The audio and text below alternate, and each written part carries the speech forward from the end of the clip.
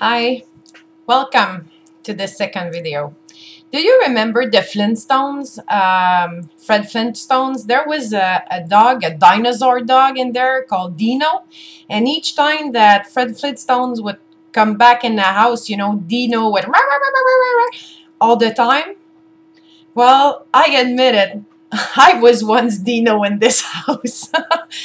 And one thing I had to do is to learn how and when to shut up.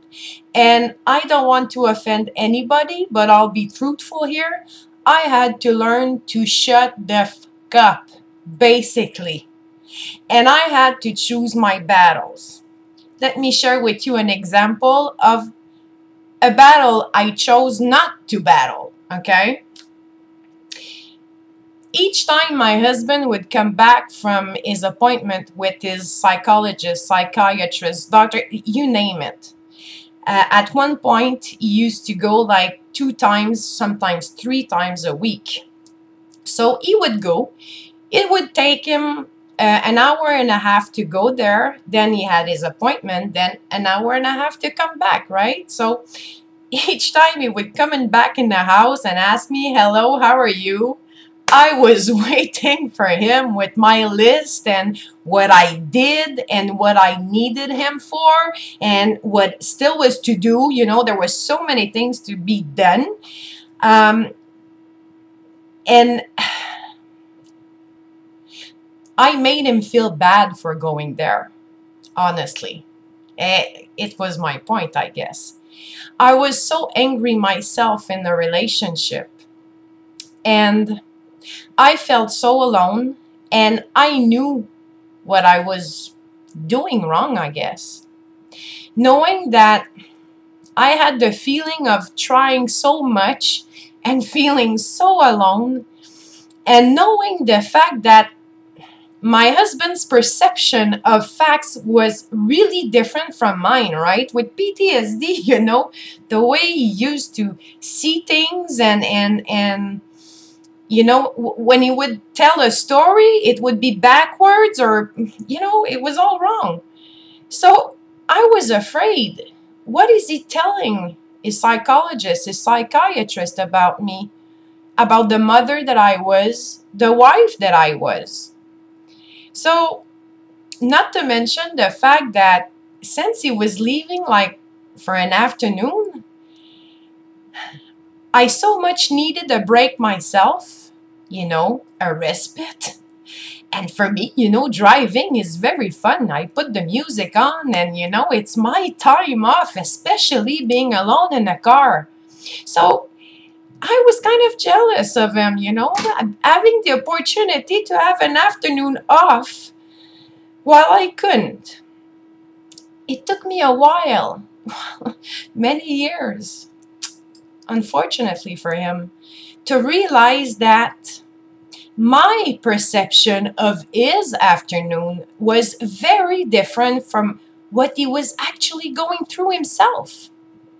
You know, driving for him really makes him hypervigilant. It's a reality. It brings him back to his missions, you know? He doesn't like driving in the city. He doesn't like the red lights, the stops. He doesn't like the uncoordinated crowds. So he has to cross Montreal City in order to go see a psychologist for an hour and a half. And it took me years to realize, even though I heard it with my ears, it took me years to realize with my heart the anxiety. Just the idea of seeing a psychologist would like rise his anxiety level.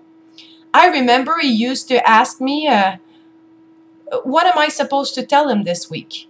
Or he mentioned many times the fact that he didn't like the question, "So, how are you today?" So just his appointment, because he had to spend so much energy not answering the questions, just like he did while he was serving. This is something that he learned to do in his service. not answering a question. So, how are you doing? Even if, like, his old world would collapse, yes, it was collapsing, but everything was under control. Or not to assume a responsibility as less as possible. So it was very exhausting for him just going there, not to mention the fact that he didn't trust his psychologist, of course, based on his experience in his service. You know, that's the reality. He doesn't trust the system. He doesn't trust the little pills he has to take. So I had to change my attitude at one point, and I had to realize, because each time he would come back, of course, at one point it would end up in a fight in our fortress, of course. So I had to realize and accept the fact that when he was coming back from there, I had to shut the up.